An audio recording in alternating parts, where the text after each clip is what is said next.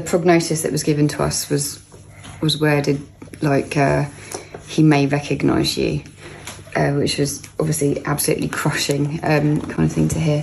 But he's just doing so well in comparison to that outlook, that bleak outlook that was given to us at the beginning.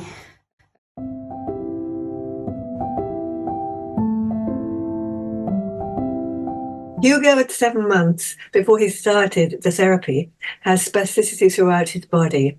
His superficial muscles are very tight. He can't be placed in a seated position. He slides down. He can't pick anything up for himself. The spoons were placed in his hands. They stay there until his hands spasm, and then they drop. So my son Hugo has begun to take an interest in his surroundings, but he cannot yet lie comfortably on his stomach and needs help to use his hands. For both of us.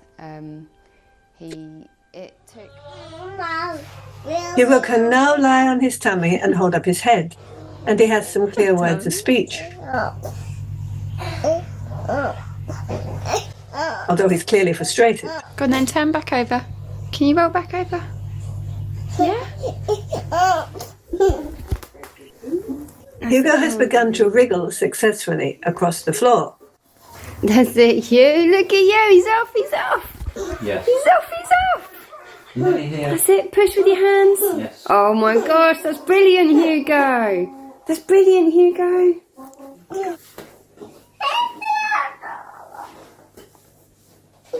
You're nearly here. Nearly at my feet. Hugo can now crawl the length of the room. His crawling is much more coordinated. His arms and his legs are beginning to work together in a bit of a cross pattern. But he still can't hold up his head well enough. So there's still work to be done. However, he's beginning to enjoy movement. And this is very unusual for a child with cerebral palsy. So we see him thinking about how to edge himself forward and taking pleasure in it.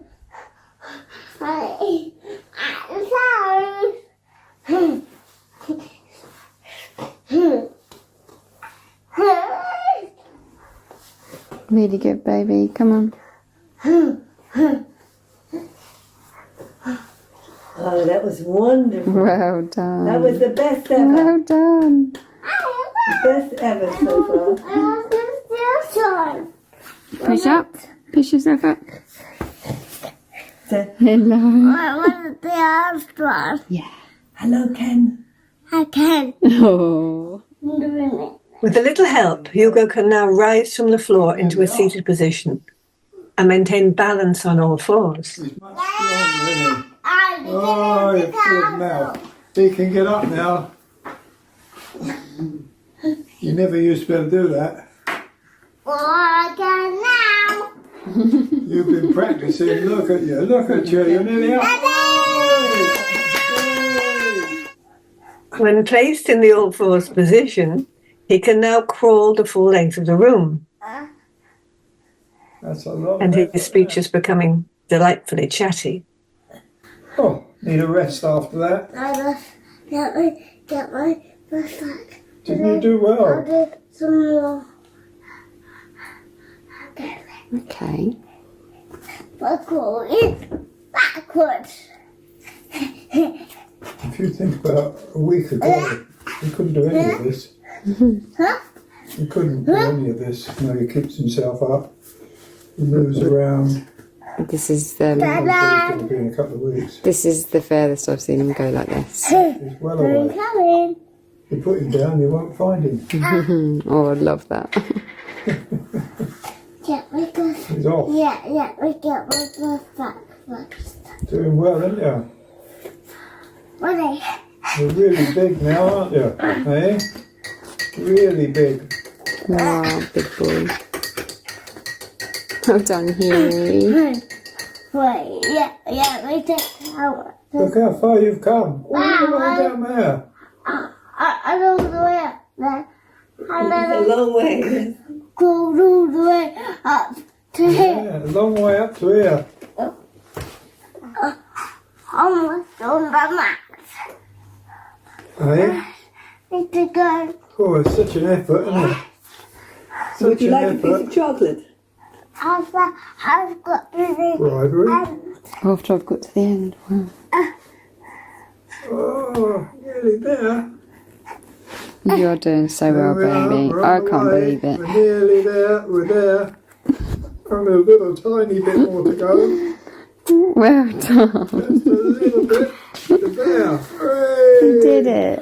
You're the champion.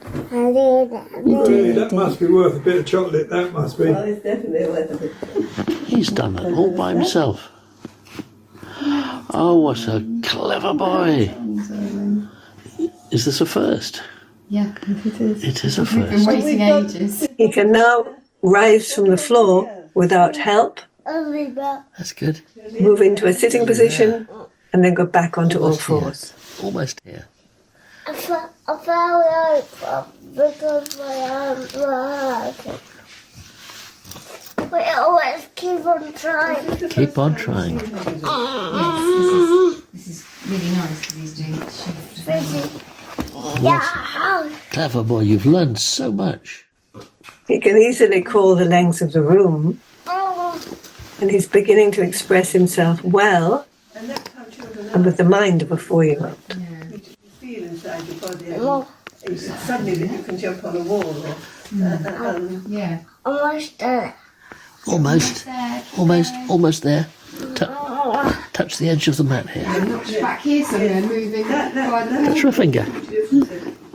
Hey, that was fantastic. he's done it. Hey, Very, very, very, very. well very, very done.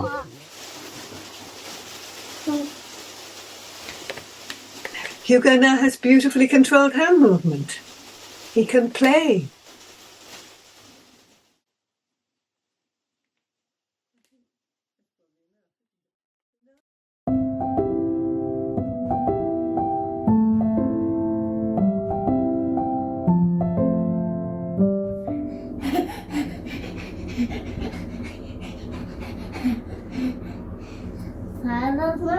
Very. Okay. Follow me now. Yes.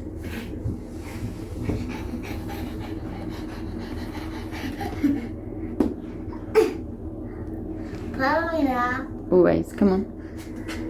Hugo. Wrong way. No. Please. Go over. I'm not go after all.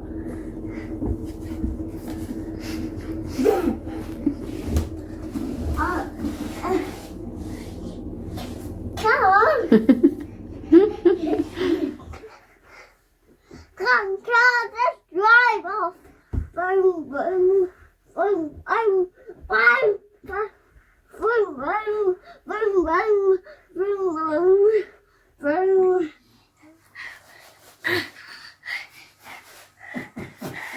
Take that for granted, though. I know. At the lady change direction. Change direction. Okay. Hello. Well done. That's lovely. Ready? Steady? Go. See I'm ready to go. Think like a monkey butt. Oh my.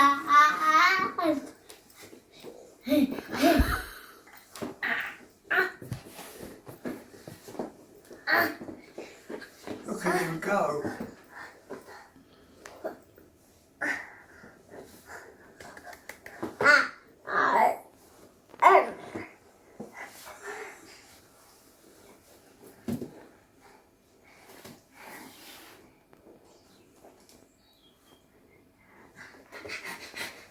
Yes.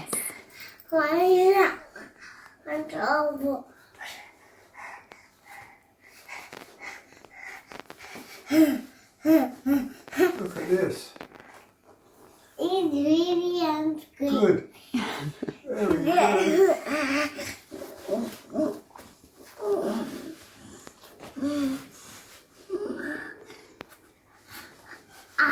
It's nearly there.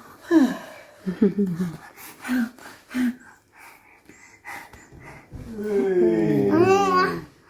Made it.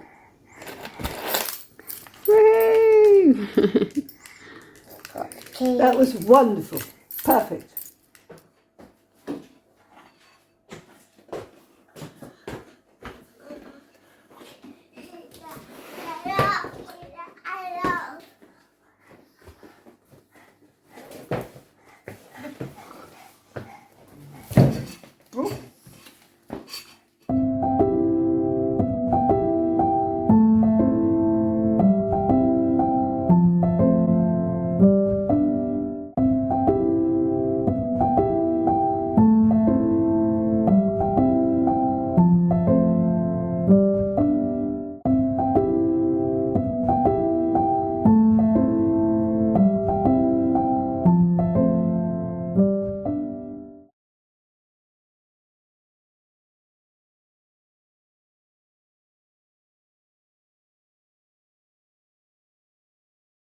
Hello, everyone. We have Miss Linda Scottson here. She's an artist who's turned into a neuroscientist, and she's also the founder of the Scottson technique. Her son, Doran, was diagnosed by the doctors kernicterus severe athoid cerebral palsy, visual impairment, and profound hearing loss.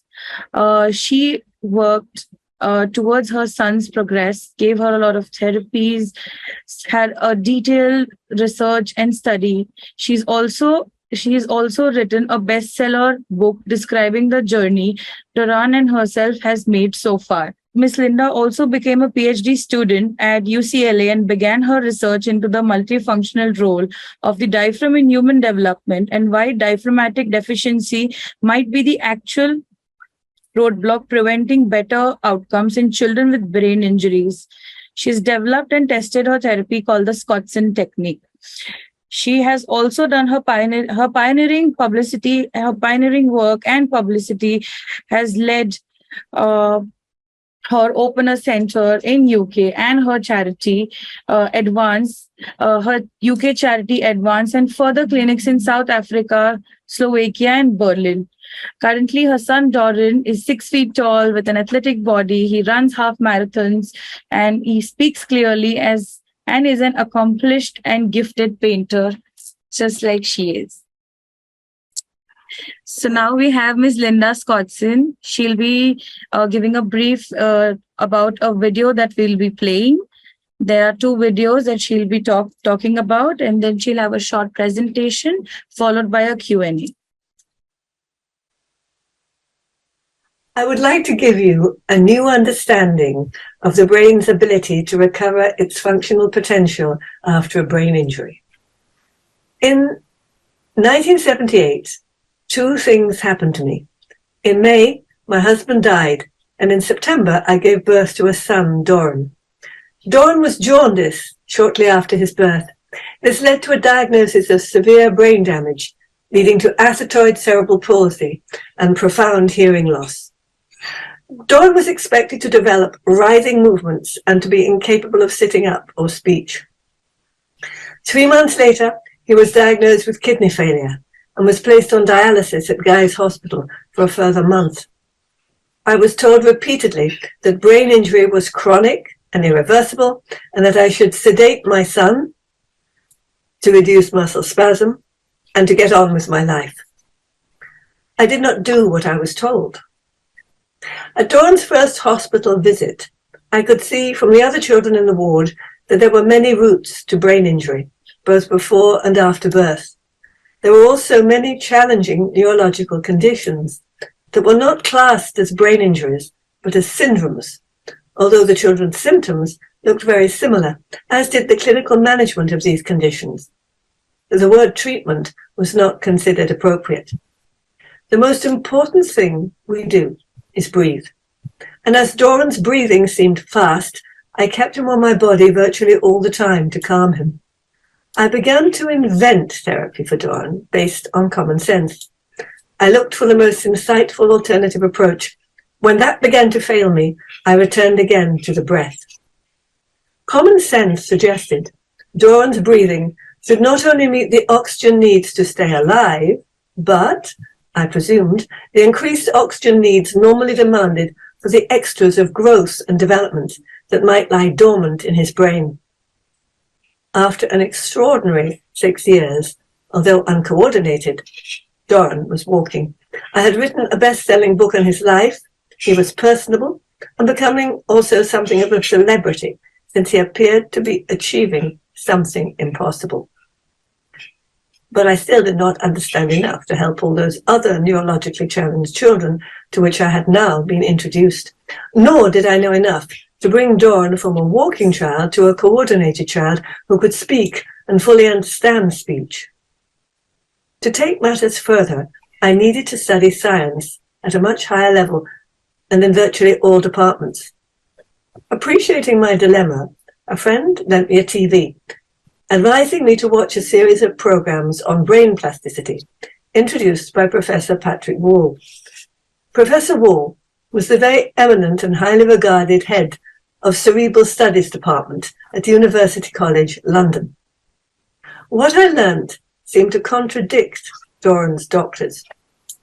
There appeared to be overwhelming evidence that mammals can grow new brain cells, as well as the connections between them, called synapses, and that this had the potential to continue throughout an individual's lifetime.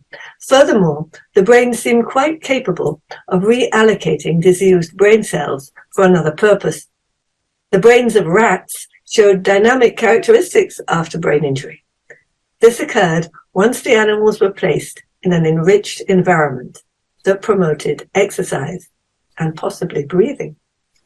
This could happen even when only a small amount of residual brain tissue in the affected area survived.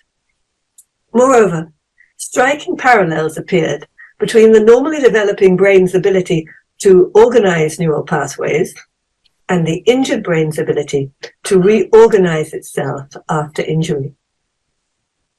If this were true, if all of this were true, why then did developmental problems in children appear so dreadful? Why did they produce so many symptoms? Why did the symptoms of brain injury also appear in children who are not classified as brain injured, but having syndromes or genetic problems? It was accepted wisdom that brain injuries were the effect of events that caused a reduction in oxygen to brain cells. But couldn't syndromes and genetic conditions also reflect lowered circulating oxygen? Perhaps oxygen also acted as a genetic trigger. My mind ached with questions.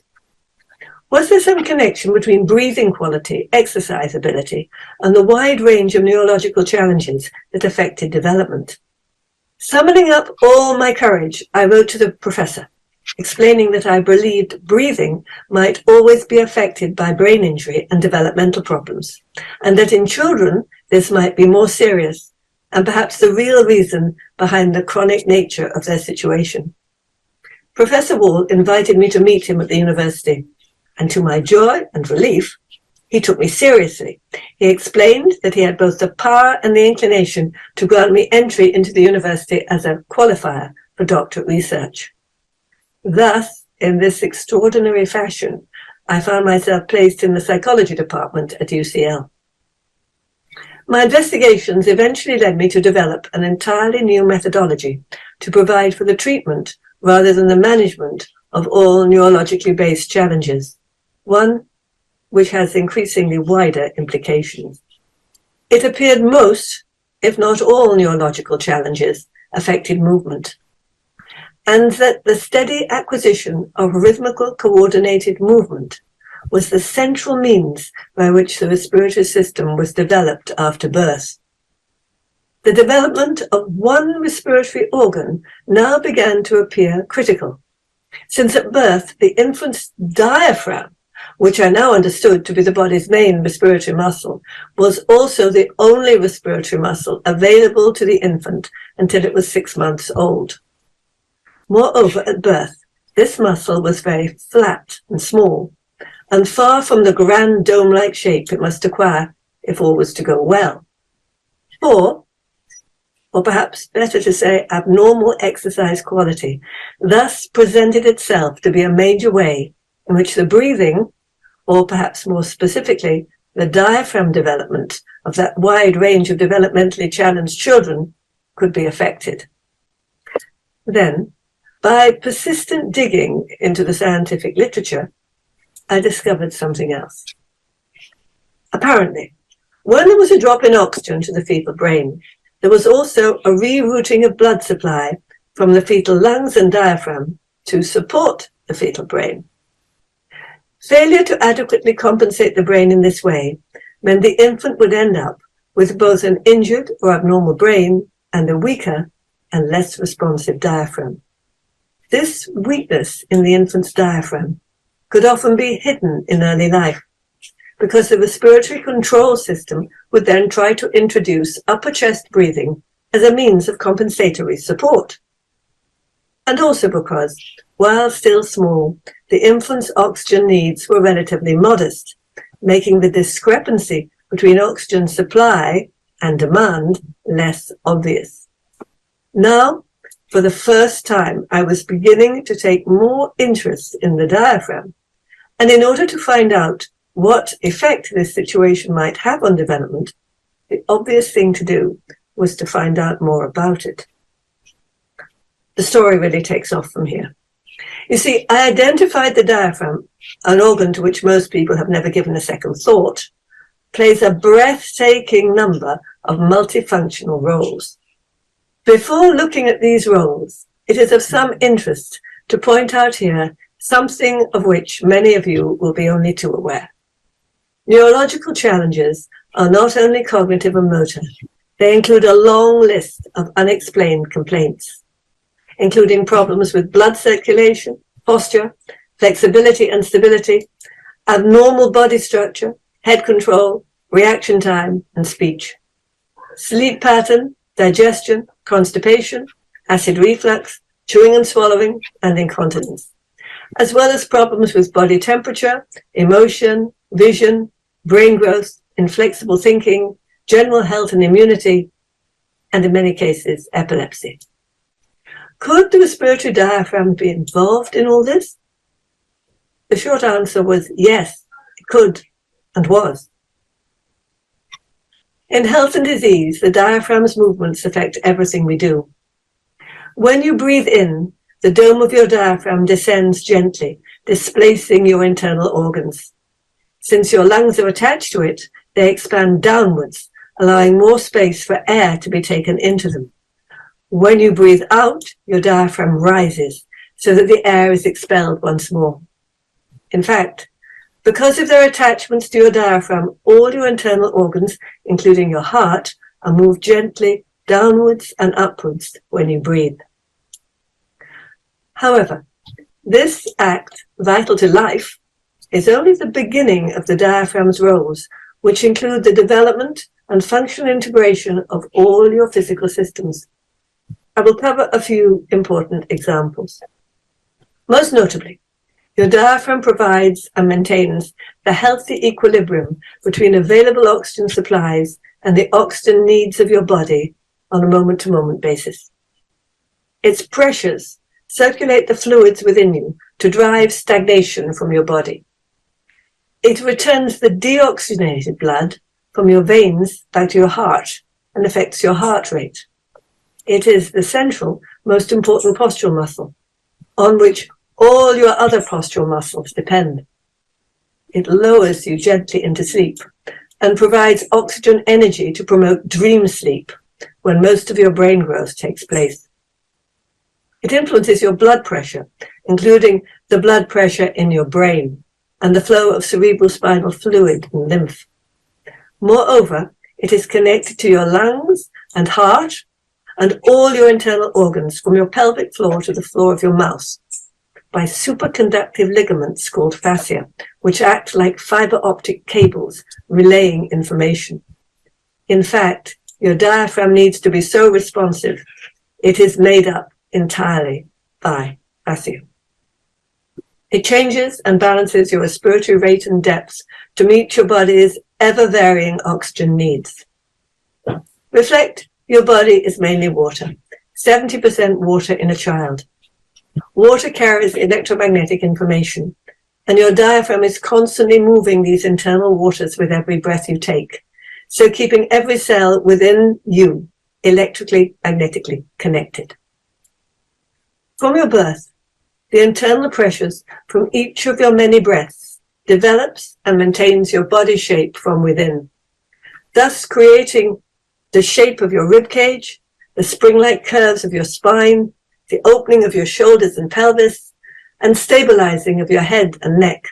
In fact, your whole body shape reflects the status of your diaphragm.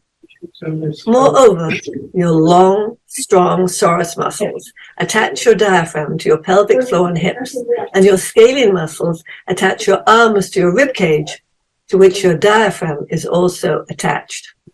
This explains why, when you move your limbs, you create blood circulation through your diaphragm. Thus, the early rhythmical movements of the infant are vital for diaphragm development and the connection between movement, breathing, and oxygen consumption. Now you may begin to see why abnormal movement affects breathing and diaphragm development, and therefore the overall development of the neurologically challenged child. At this point in my research, it was becoming clear to me that I had uncovered the reason for the different views on developmental challenges held between neurobiologists like Professor Wall and the doctors and physios working in pediatric neurology. The rats whose brains were damaged in the lab by the good professor and his associates already had mature diaphragms, as had adult stroke patients.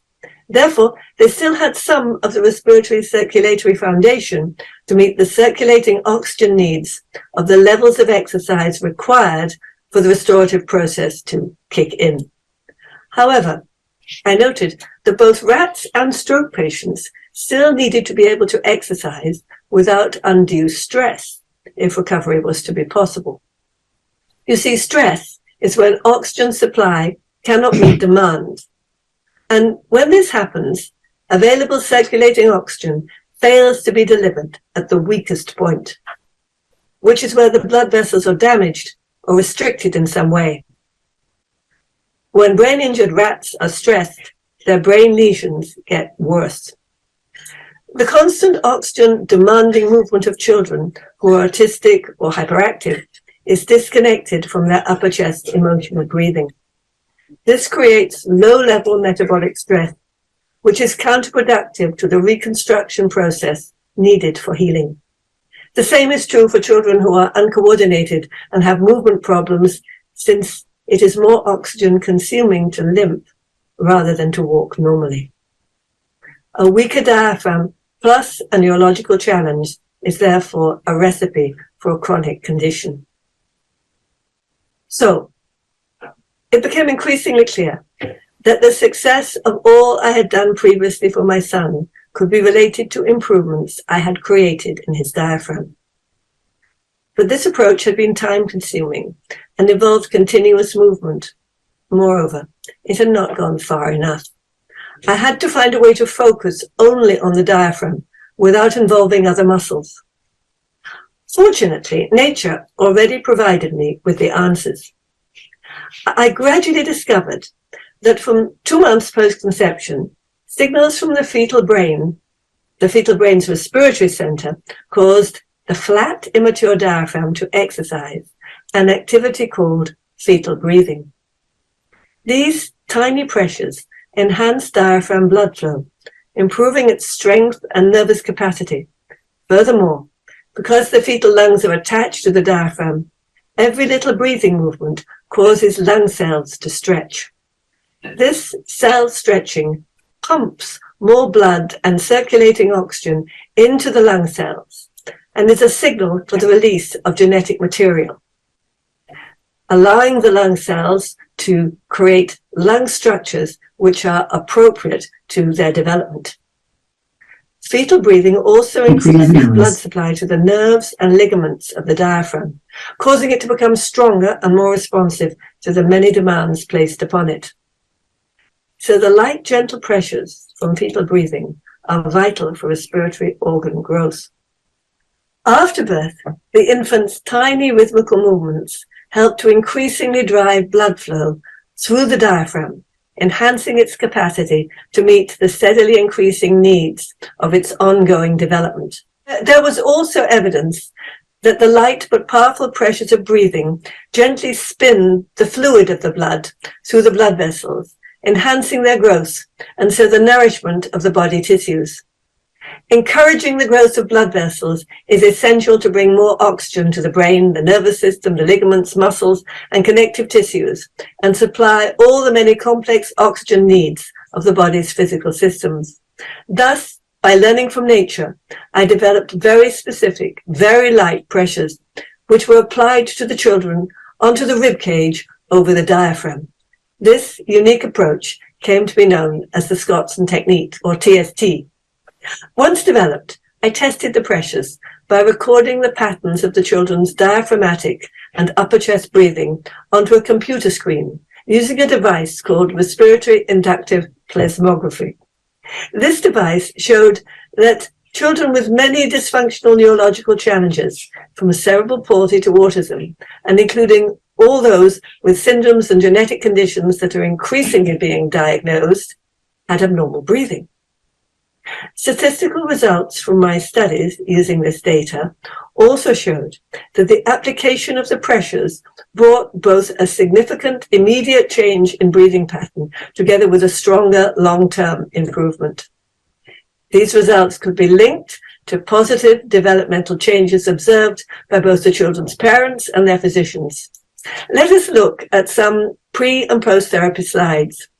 Note that positive change in posture was also linked to positive changes in respiratory pattern and to observable developmental changes recorded by both parents and their children's physicians.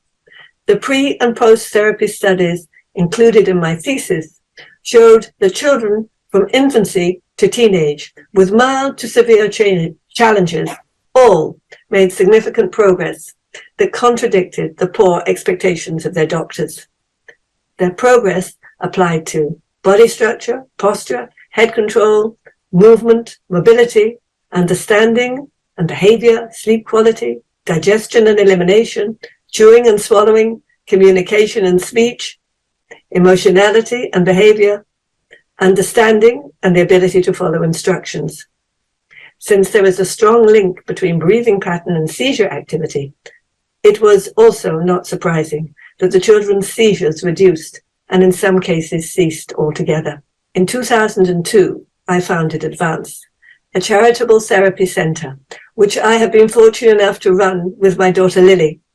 We have had families visit us from all over the world and have seen the consistency of the results of the therapy, a consistency which is also recorded in my PhD thesis, now available on Amazon Books. The evidence suggests that viewing the multifunctional diaphragm as the central driver of all developmental processes and treating it as a priority when developmental challenges occur should be recognized as the single greatest insight into a child's and indeed an adult's potential for recovery from developmental challenges of all descriptions. In summary, the restorative process relies on taking the way back to the foundations created during infancy. This, in itself, is the beginning and foundation of the way forward. It all begins with the breath, and most centrally, the appreciation of the multifunctional role of the respiratory diaphragm, that most extraordinary and magical organ, to which I hope I have now awakened your attention, and so placed in your mind a different, more optimistic view of a developmentally challenged child's expectations in life.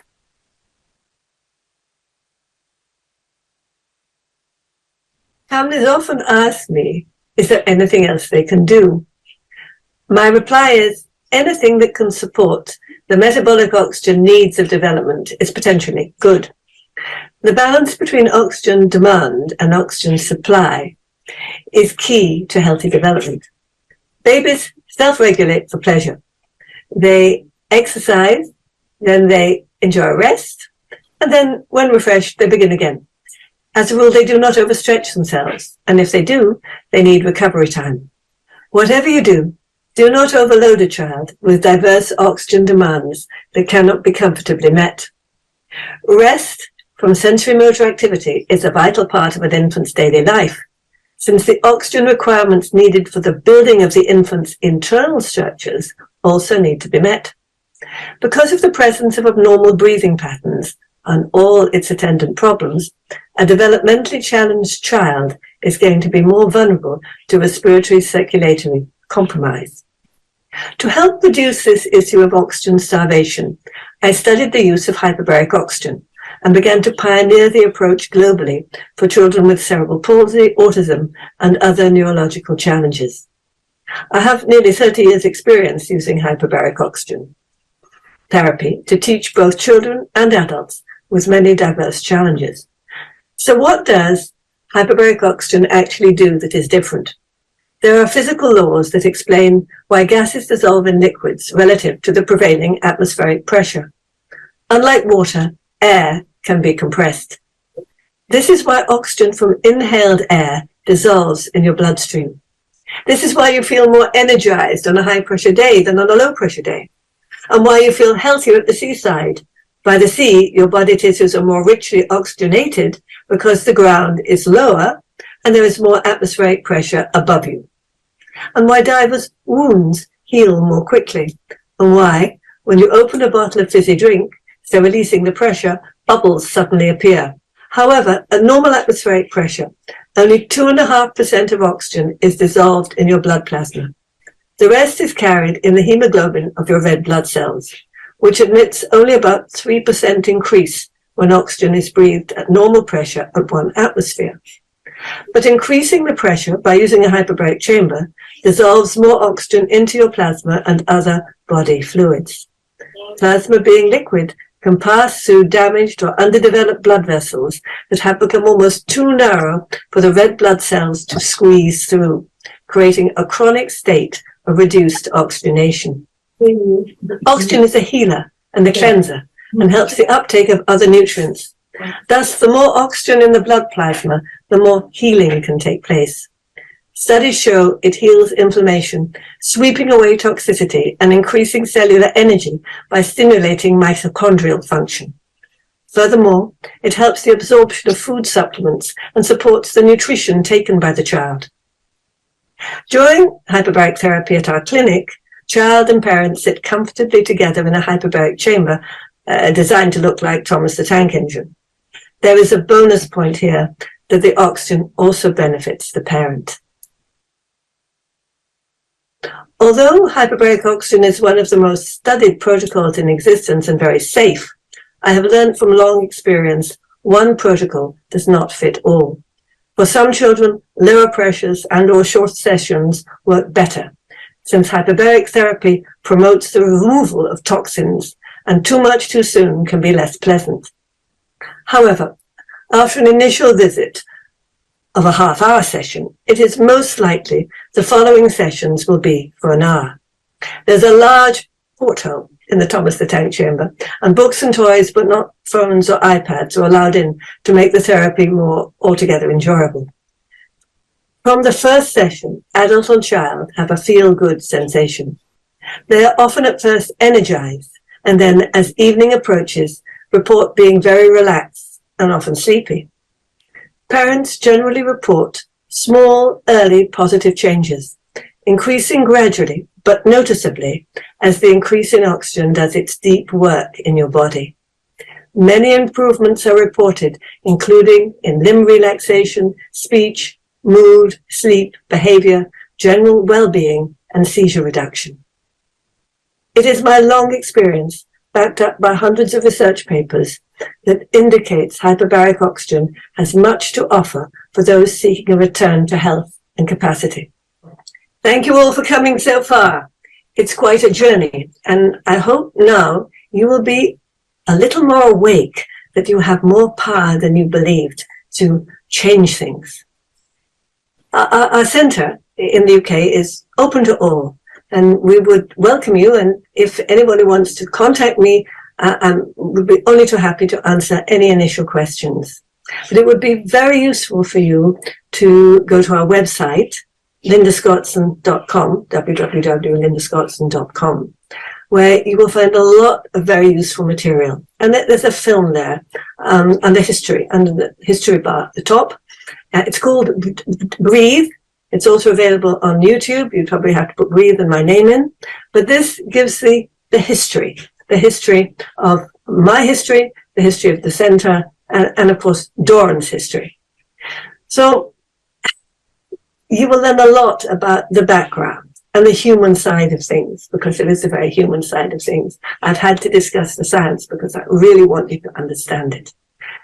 It also shows Doran running. Doran now runs half marathons. He's a painter. He does many, many things that would be adventurous for any young man. And so he has already come through this strange barrier that has been set up by the establishment, and which I hope now you can see can fall very, very easily before your eyes. So thank you all so much for listening, and I would be delighted to meet any one of you either in person or by Skype or Zoom in the near future. Thank you again.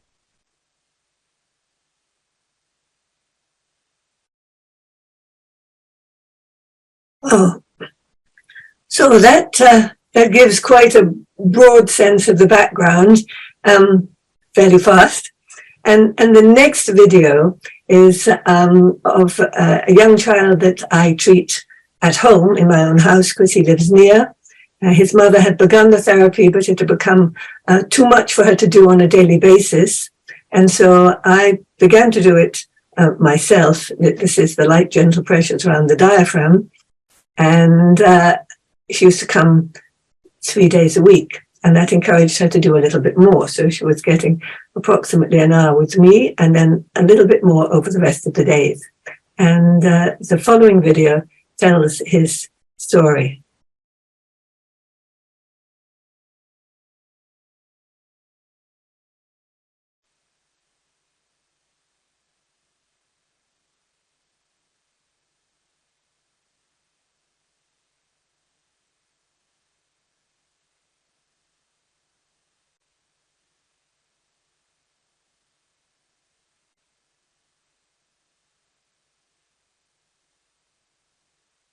So he had a severe brain injury at birth because he had oxygen deprivation due to coming out breech, and we think he was starved of oxygen for up to 45 minutes without adequate oxygen. And the prognosis that was given to us was worded like he may recognise you, which was obviously absolutely crushing kind of thing to hear. But he's just doing so well in comparison to that outlook, that bleak outlook that was given to us at the beginning.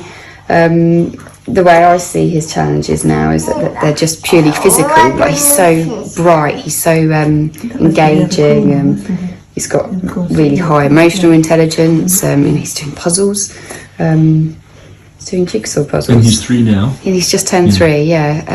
I think his speech is advanced, actually. I mean, he has drooling, so there's motor control issues there, but and his physical issues are just getting gradually better every day, just, you know, really baby steps, really, really tiny steps, but it's all going in the right direction. Look how nicely he's holding himself up, how he can sit straight. They expected none of this.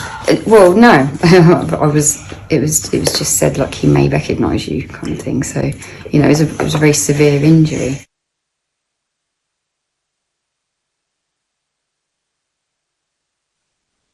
So Hugo now has had his diaphragm worked on for several months. He can hold up his head, he can push himself up a little bit. He's beginning to roll, but he can't sustain that because his body is still too tight.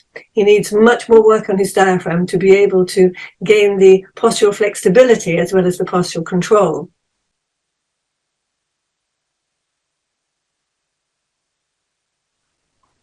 With months of further work, and with the incentive now, because of his increased mobility, of his mother to do more work with him, we see a little step function that he is beginning to move in response to something he wants to do. He has incentive, and his body is able to support that incentive.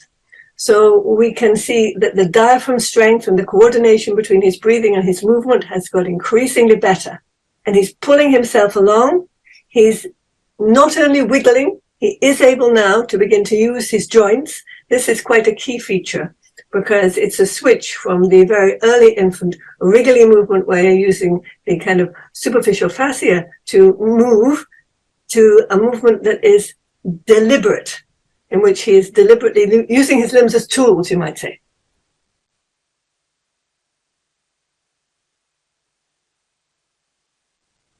Now here's another step function. It's important to remember that the aspect of the exercises is to create an infrastructure, which is exactly what a baby is doing. Very, very tiny movements that have been recorded, but a mother would probably miss, are vital for creating the relationship between the diaphragm, the spine, the shoulders, the pelvic girdle, the hips, the arms. They're all connected by a fascial connection and by the breath.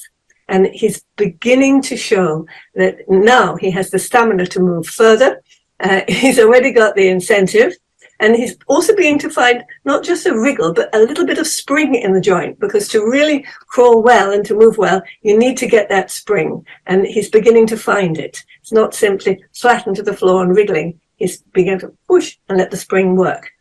So it's a very nice further step. So now we see his postural strength emerging, and the strength of his head, again, to do with the intake of breath, that he's able to hold himself for a moment. He doesn't flop.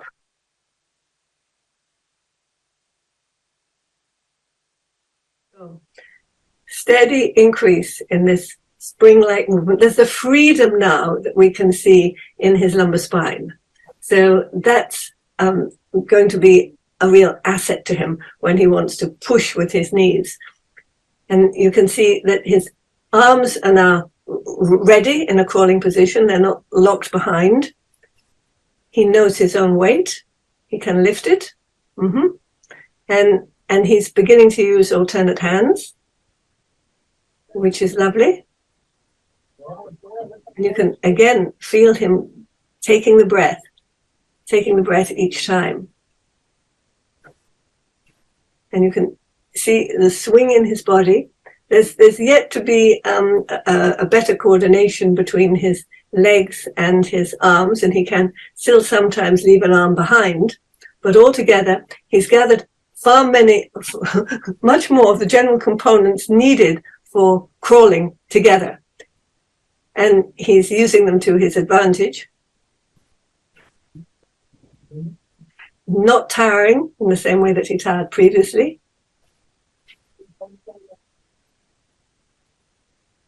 And you can feel each push.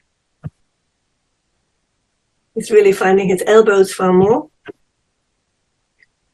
His crawling tending to be homolateral, either side, but occasionally you get a hint of a cross pattern coming in.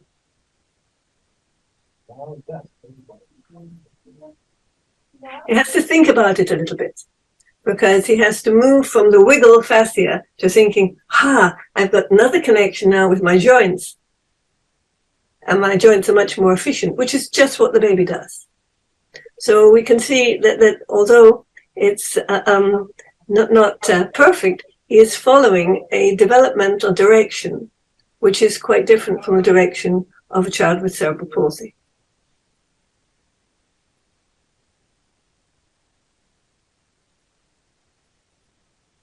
And restorative development is so close to normal development as we know it, and it's been recorded.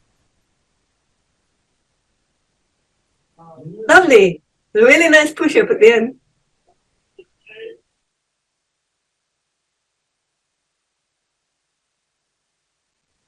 Okay, so here is Hugo, and he's able to support himself on his hands comfortably and hold up his head because his diaphragm is stronger. He can also lower himself gently. Now he's beginning to use one hand and then the other hand, occasionally two at once, but he has the postural strength because of the stronger diaphragm to lift himself. And he's beginning to move his knees and his elbows in a better coordination, not just wriggling. Wriggling is when he has to rely on the superficial muscle, that one sort of superficial fascia that babies wriggle along with. But now this is much more organized movement, the beginning of even more organized movement. And you can almost feel him take a breath each time he pushes and pauses. So that he understands what he's doing. He understands that the movement and the breath are beginning to support one another. So it's very delightful, bearing in mind how far he has traveled at this point. The other thing is that he's actually enjoying it. A lot of the effort has gone out of it. So he wants to do more. And this is very natural in the development of any infant, but it is most unnatural for the development of a child with cerebral palsy. With cerebral palsy, everything is an effort. You move perhaps because you want to achieve something, but you don't move for pleasure. We feel here that Hugo is beginning to move for pleasure. And this is going to make a huge difference to him in the future, because it's going to be a great incentive to encourage him to move more and more. And then we get the very nice supportive loop that his movement will be supporting his breathing, and his breathing the oxygen needs of his movement. So here we go, down the home straight, and he's keen to get to the other end. By no means wanting to give up or think of anything else, except you feel the joy of movement itself and this new freedom that at this point we really acknowledged was an important new step in the road to his restorative development overall. Really good, baby. Come on. There you go. And touches his mother's feet. That's home. That's base. He's done it. Who's that? Push yourself up. The pillow. Oh.